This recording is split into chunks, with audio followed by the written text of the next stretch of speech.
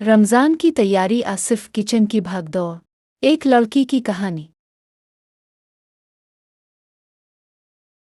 एक छोटे से शहर में रहने वाली सारा 20 साल की थी। घर में माँ, बहन, भाई और अबू।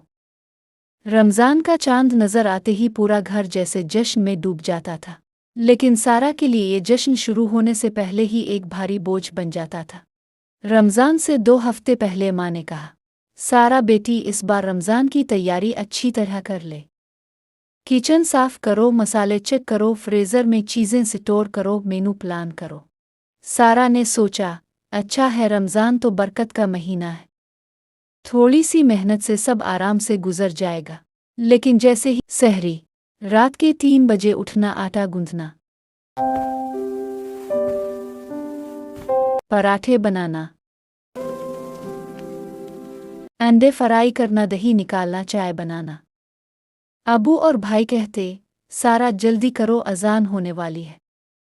माँ कहती, बेटी, आज इफ्तार में पकौड़े, समोसे, फ्रूट चाट, दही बड़े, बिरयानी सब बनाना है।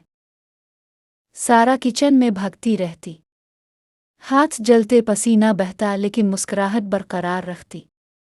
इफ्तार का वक्त करीब आता तो घर वाले पूछते, क्या किया तैयार है? सारा सोचती, अल्लाह के लिए रोज़ा रखा, लेकिन दुआ का वक्त भी किचन में गुजर जाता है। एक दिन असर के वक्त सारा थक कर बैठ गई, आंखों में आंसू आ गए। माँ ने देखा तो पूछा, क्या हुआ बेटी? सारा बोली, उम्मी, रमज़ान तो अल्लाह की रहमत है, तकू सीखने का महीना है, लेकिन मेरे लिए तो बस किचन की भाग दौड़ बन गया है।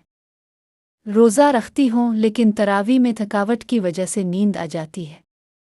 कुरान पढ़ने का वक्त नहीं मिलता, दुआएं भी जल्दी जल्दी मांगती हूँ। क्या यही रमज़ान है? माँ ने सारा को गिले लगाया और कहा, बेटी, तुम ठीक कह रही हो, रमज़ान महज खाने पीने का महीना नहीं, ये तो नफस को काबू करने, अल्लाह से जड़ने का महीना है। हमने गलती की कि सारा बोझ तुम पर डाल दिया। इस दिन से घर वालों ने फैसला किया, इफ्तार सादा रखेंगे, सिर्फ 3-4 चीज़ें। भाई भी किचन में मदद करेंगे, बर्तन धोना, चीज़ें काटना। सहरी पहले से तैयार रखेंगे। माँ ने कहा, सारा, तुम इफ्तार से 20 मिनट पहले दस्तरखान पर बैठो, कुरान की तिलावत करो, दुआ मांगो, बाकी काम हम सब मिलकर करेंगे। अगले दिन सारा ने पहली बार इफ्तार से पहले कुरान खोला।